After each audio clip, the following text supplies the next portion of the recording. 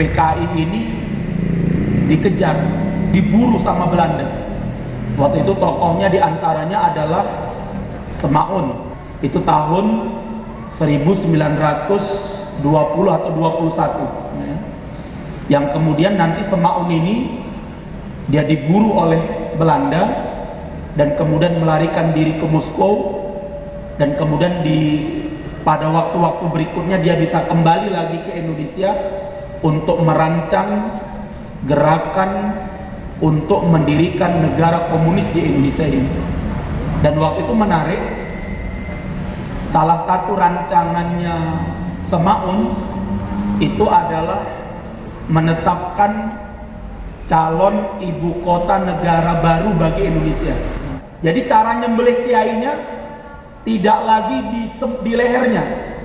Jadi kiai itu ditaruh di tengah-tengah sumur, jadi perutnya itu, jadi perutnya kiai itu pas di tengah sumur, kemudian apa? Diambil arit dan kemudian apa? Perutnya yang dibelah. Jadi kayak orang pakai arit itu, perutnya ini dibelah, setelah perutnya terbuka semuanya, kemudian langsung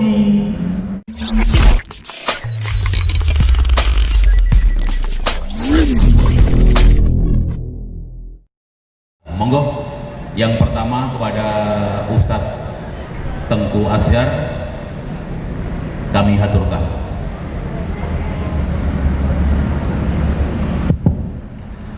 Bismillahirrahmanirrahim. Assalamualaikum warahmatullahi wabarakatuh.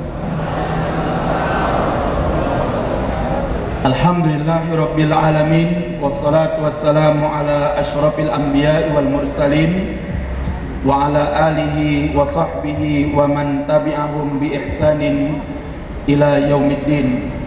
Asyhadu an la ilaha illallah wahdahu la syarikalah wa nashhadu anna Muhammadan abduhu wa rasuluh la nabiyya wa la rasula ba'dah. Yang kami hormati dan yang kami muliakan mujahidin yang mudah-mudahan dimuliakan oleh Allah Subhanahu wa taala. Wabil khusus pada malam hari ini telah hadir bersama-sama kita beliau Al-Ustadz Dr. Muinuddin Basri MA dan juga Pak Usman selaku pelaku sejarah, dan juga kepada para alim ulama, para asatid dan para tokoh masyarakat yang lainnya yang tidak bisa kami sebutkan satu persatu. Kemudian juga kami mengucapkan salam baik dari KUIB dan juga para elemen-elemen yang lainnya yang tidak bisa kami sebutkan satu persatu, dan begitu juga kepada seluruh ikhwan wal akhwat yang mudah-mudahan dimuliakan oleh Allah Subhanahu wa taala. Alhamdulillah pada malam hari ini kita bisa hadir bersama-sama di Masjid Mujahidin ini dalam rangka untuk nanti bisa menyaksikan nonton bareng film G30 SPKI yang sekarang di banyak tulisan-tulisan para penulis di media-media sosial itu sudah dihapus PKI-nya. Jadi sekarang tinggal G30S, gerakan 30 September. PKI-nya sudah dihapus oleh mereka. Oleh sebab itu, ikhwan fillah perlu dipahami bersama bahwa tadi sudah kita dengarkan Pak Usman menyampaikan bahwa PKI yang sekarang berada di tengah-tengah umat, tengah-tengah masyarakat dan bangsa Indonesia pada hari ini adalah PKI dalam bentuk gaya baru. Gaya barunya bukan berarti PKI-nya PKI baru, ideologi komunis, tetapi mereka menggunakan gaya baru untuk mewujudkan kembali cita-cita mereka di negeri ini. Makanya saya membaca dalam sebuah tulisan, negara-negara di luar Indonesia itu sebenarnya sangat kaget dengan gerakan komunis di Indonesia. Karena negara-negara di luar itu, kalau PKI atau komunis itu sekali pukul, ya, sekali hantam oleh negara yang komunis ingin bangkit di dalamnya, maka mereka tidak akan pernah bangkit lagi selamanya. Tapi di Indonesia, mereka 3 kali dalam sejarah, ya. Dulu di era Hindia Belanda, ya, PKI ini dikejar, diburu sama Belanda. Waktu itu tokohnya diantaranya adalah Semaun yang menjadi menjadi ketua partai Komunis namanya. Itu tahun 1920 atau 21, ya. Yang kemudian nanti Semaun ini dia diburu oleh Belanda dan kemudian melarikan diri ke Moskow, dan kemudian pada waktu-waktu berikutnya dia bisa kembali lagi ke Indonesia untuk merancang gerakan untuk mendirikan negara komunis di Indonesia ini. Dan waktu itu menarik, salah satu rancangannya Semaun itu adalah menetapkan calon ibu kota negara baru bagi Indonesia. Jadi menetapkan calon ibu kota negara yang baru kalau suatu saat nanti Indonesia resmi menjadi negara komunis. Dan yang dijadikan sebagai target oleh Semaun untuk dijadikan sebagai calon ibu kota negara yang baru kalau Indonesia itu menjadi negara komunis, itu adalah Pulau Kalimantan. Nah, oleh sebab itu, ketika kemudian setelah sekian puluh tahun, ya, keinginan daripada Semaun ini untuk menjadikan Pulau Kalimantan itu sebagai calon ibu kota negara baru bagi Indonesia kalau Indonesia menjadi negara komunis, tiba-tiba kita mendengar, ya, kalau ibu kota negara Indonesia itu mau dipindahkan ke mana? Ke Kalimantan. Nah, mungkin ini perlu kita cari benang merahnya ke belakang. Apakah itu memang sebuah kebetulan, ya, atau memang itu ingin melanjutkan apa? Cita-citanya Semaun, ya. Dan saya sudah datang ke tempat calon ibu kota negara ini. Dulu nama calon ibu kotanya adalah disingkat dengan istilah sambal terong pedas. Jadi wilayah Samarinda, Balikpapan, Tenggarong, Penajam, dan sekitarnya. Kemudian pada berikutnya hanya 2 kabupaten yang dijadikan sebagai calon ibu kota negara yang baru, Kabupaten Penajam dan Kabupaten Kutai Kertanegara, yang kemudian disingkat di Kalimantan itu sebagai wilayah penatut namanya. Maka ini penting untuk menjadi perhatian bagi kita. Oleh sebab itu, kemudian mereka berhasil ditumpas oleh Belanda, padahal Belanda waktu itu Kristen, Nasrani. Jadi Belanda sebagai penjajah negeri ini anti terhadap komunis, ya. Kemudian setelah itu mereka berhasil menyusup kembali dan menyusun kekuatan. Kemudian terjadilah peristiwa tahun 1948 dipimpin oleh seseorang yang bernama Munawar Musuh. Nama aslinya Munawar Musuh, orang yang dilahirkan dan dibesarkan di pondok pesantren, dan kemudian dia pintar mengaji, dan bahkan dia pernah menjadi murid daripada Cokro-Minoto. Lah, oleh sebab itu, ikhwan fillah, ini penting untuk kita perhatikan.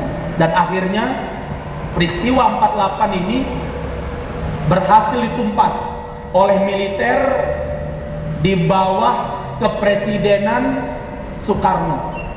Tapi menariknya, PKI tidak pernah berbicara tentang pembantaian terhadap PKI tahun 48. Ini penting. selalu nanti yang mereka bicarakan, selalu yang mereka yang mereka ungkit-ungkit adalah PKI pada dekade berikutnya, pada tahun-tahun berikutnya, yaitu PKI yang dipimpin atau nama aslinya adalah Ahmad Aidit.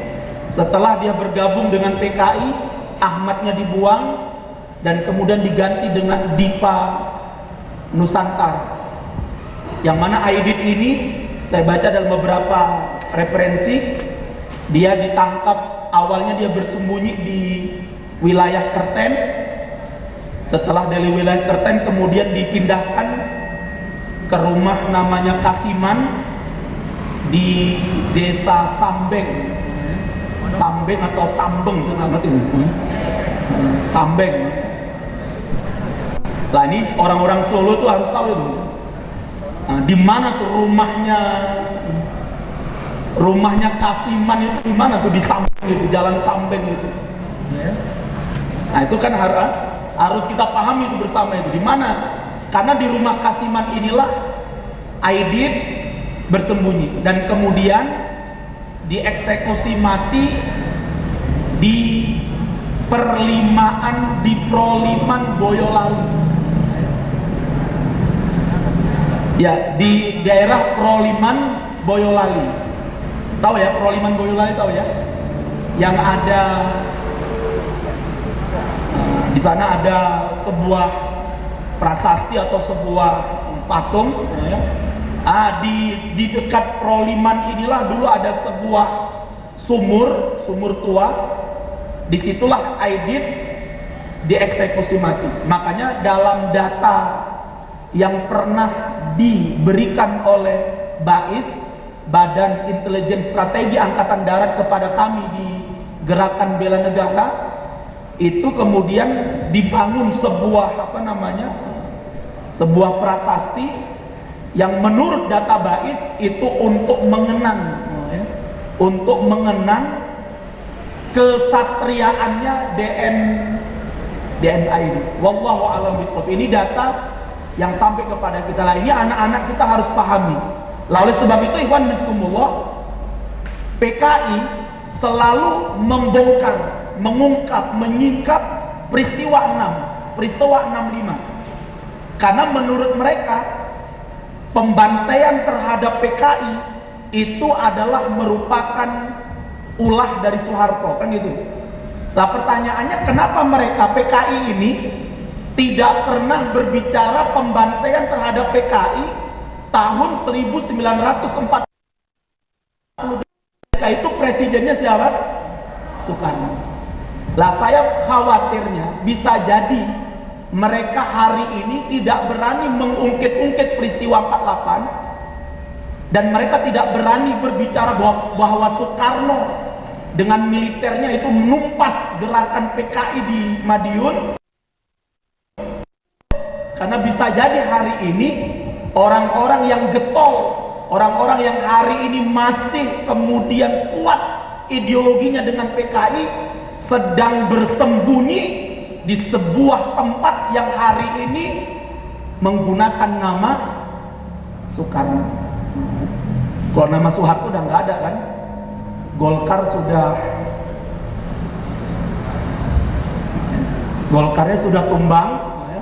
Lah bisa jadi mereka hari ini sedang bersembunyi di sana. Makanya Soekarno ini nggak pernah diungkit-ungkit oleh mereka. Padahal pada jabatan Soekarno PKI juga dihabisi. Lah oleh sebab itu ikhwan bismillah, ini penting untuk kita pahami bersama. Bahkan informasi yang saya dapatkan terbaru ya, dari seseorang yang pernah menjadi kaki tangannya Untung ya.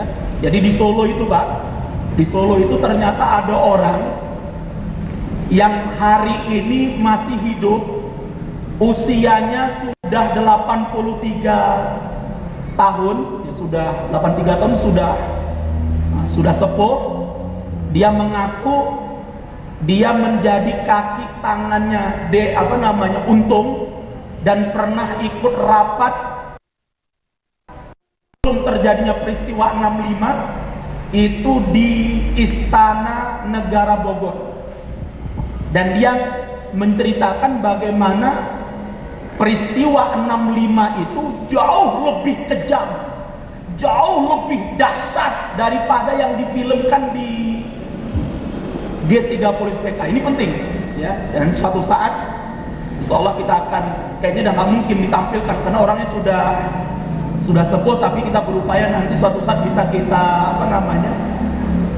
bisa kita mintai pendapat dia, bisa kita rekam, dan dia bisa kita mintakan cerita. Ini tokoh ini Pak, orang yang ikut terlibat dalam waktu itu, dan dia menceritakan bahwa apa yang terjadi tahun 65 itu jauh lebih kejam, jauh lebih sadis, jauh lebih dahsyat dari apa yang digambarkan di film. Jadi yang di film itu tidak sedahsyat yang terjadi sebenarnya di lapangan. Misalnya tahun 48 itu orang-orang komunis di Madiun dan sekitarnya sampai di Ponorogo sana itu kalau nyembelih kiai itu, jadi para kiai, para santri itu diseret, ditelanjangi, kemudian dibawa di dalam ke sumur yang sudah mereka siapkan. Jadi cara nyembelih kiainya tidak lagi di lehernya. Jadi kiai itu ditaruh di tengah-tengah sumur, jadi perutnya kiai itu pas di tengah sumur, kemudian diambil arit, dan kemudian perutnya yang dibeleh. Jadi kayak orang pakai arit itu, perutnya ini dibeleh. Setelah perutnya terbuka semuanya, kemudian langsung dicemplungkan langsung ke dalam lubang-lubang yang sudah mereka siapkan. Sehingga ikhwan fillah subhanallah, maka sekali lagi saya katakan bahwa walaupun ya saya tahun 65 belum lahir, masih di lauhul mahfud, yang seharusnya berbicara di tempat ini adalah orang-orang tua kita. Maka saya mengajak kepada para ikhwah sekalian, kita tidak boleh lupa dengan sejarah kelam, sejarah biadab, sejarah keji PKI yang ingin mengubah ideologi negara ini menjadi ideologi negara komunis. Maka tadi malam sebagaimana sudah disampaikan oleh Ustaz Alim bahwa ada yang mengatakan bahwa komunis yang ada di Indonesia itu ideologinya ideologi Pancasila, bukan ideologi komunis. Ini namanya ideologi pemahaman busuk namanya ini. Paham ya? Ini penyesatan yang sangat busuk. Ini adalah opini yang sangat busuk.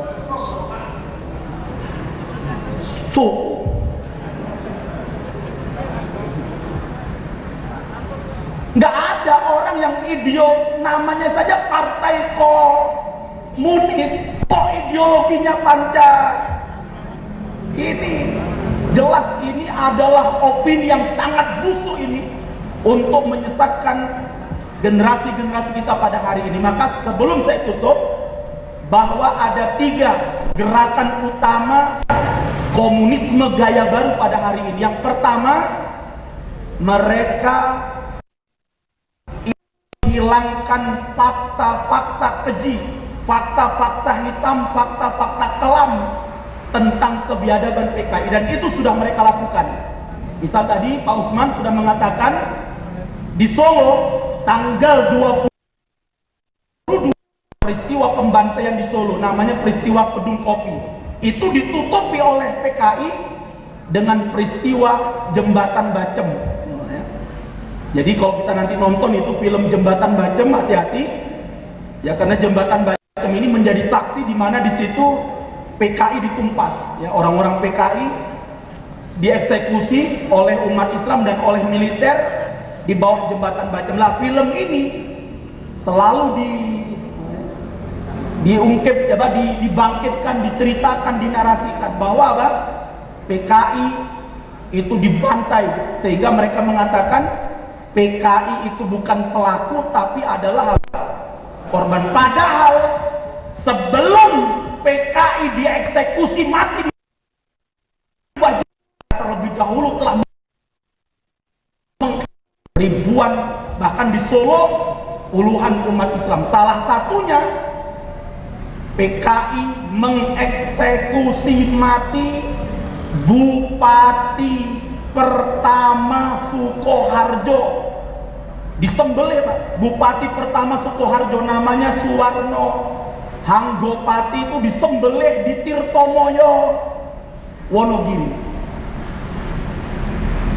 Kalau di Jawa Timur mereka menyembelih Gubernur Suryo di Ngawi.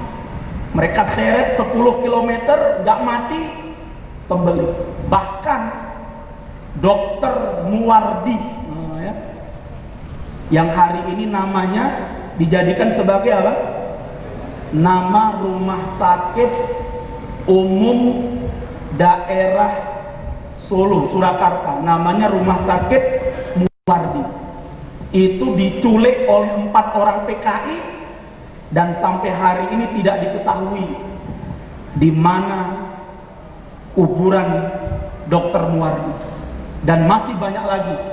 Dan ini bukti bahwa PKI, kejahatan PKI, kekejaman PKI itu nyata. Oleh sebab itu kita wajib waspada. Yang kedua, mereka sekarang aktif dalam legalitas formal di negeri ini untuk menyusun berbagai macam undang-undang dan legislasi di negeri ini. Makanya kemarin mereka mencoba untuk masuk melalui undang-undang yang bernama apa? Rancangan Undang-Undang Haluan Ideologi Pancasila. Itu jelas ada tuh di bukunya, di buku ceramahnya DN Aidit di hadapan TNI Angkatan Udara. Ketika DN Aidit menawarkan, DN Aidit mengatakan, apa kata DN Aidit? Pancasila itu, kata DN Aidit, kalau diperas maka dia menjadi apa?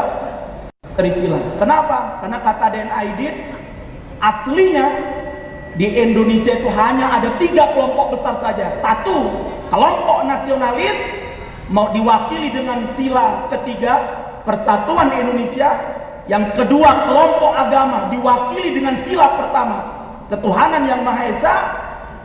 Dan PKI, komunisme, sosialisme, ateisme, marxisme, itu diwakili oleh sila keadilan sosial bagi seluruh rakyat Indonesia. Makanya nyata itu tertulis di RUU HIP itu, kalau tidak salah di pasal ke-7 ayat yang pertama, ayat A itu mengatakan bahwa apa? Bahwa intisari Pancasila itu adalah sila keadilan sosial. Bayangkan, Pak. Padahal kita sudah tahu sejak dirumuskannya Pancasila dan ditandatangani 22 Juni 1945, intisari Pancasila itu ada di sila berapa? Sila ketuhanan yang Maha Esa. Sekarang mereka hapus itu intisari yang pertama, mereka ganti dengan sila apa? Ketuhanan yang Maha Esa. Keadilan sosial. Ini silanya siapa tadi ini? Bahkan yang lebih biadabnya, Pak, bukan lagi ketuhanan yang Maha Esa, tetapi apa? Ketuhanan yang berkebudayaan. Maka oleh sebab itu, ini adik-adik yang mahasiswa-mahasiswa ini yang belum kuliah, silahkan nanti Anda kuliah di Fakultas Hukum, supaya apa? Anda berangkat dari santri menjadi seorang pakar hukum yang paham dengan hukum yang sebenarnya. Lah hari ini ketika generasi-generasi Islam tidak mau belajar dengan hukum ini, akhirnya sekarang banyak orang-orang kiri ini yang masuk ke ranah sana. Maka oleh sebab itu kita wajib waspada. Kemudian yang ketiga, tujuan mereka yang terakhir yang belum mereka wujudkan adalah apa? mengganti Indonesia menjadi negara apa? Negara komunis. Siap menjaga Indonesia? Siap untuk membela Indonesia? Siap untuk mempertahankan Indonesia? Ketahuilah, negeri ini diperjuangkan oleh ulama-ulama kita. PKI itu baru muncul 1920. Itu baru lahir kemarin sore. Dibandingkan ulama-ulama kita yang sudah berjuang di negeri ini, ada yang mengatakan sejak abad ke-7 Masehi. Berarti abad tahun berapa itu? 800-an. Kalaulah teori yang paling jauh itu, para ulama-ulama kita itu baru berdakwah di negeri ini itu di abad ke-12. Berarti tahun 1300-an. Sedangkan PKI baru lahir tahun berapa? Maka oleh sebab itu negeri ini adalah negerinya kaum muslimin. Negeri ini adalah warisan para ulama-ulama kita. Maka wajib bagi kita untuk apa? Menjaga negeri ini dan mengembalikan negeri ini kepada asas yang sebenarnya. Apa itu? Kewajiban menjalankan syariat Islam bagi pemeluk. Takbir! Takbir! Mudah-mudahan Allah Subhanahu wa Ta'ala menjaga kita semuanya, dan semoga Allah menjaga negeri dan bangsa ini, dan yang baldatun thayyibatun wa rabbun ghafur. Dan mudah-mudahan mereka yang menjadi pengkhianat bagi bangsa dan negara ini, Allah tampakkan di hadapan kita. Allah binasakan mereka di dunia dan di akhirat. Amin ya rabbal alamin. Demikian dari kami. Setelah ini kita dengarkan walidayah. Assalamualaikum warahmatullahi wabarakatuh. Waalaikumsalam warahmatullahi wabarakatuh.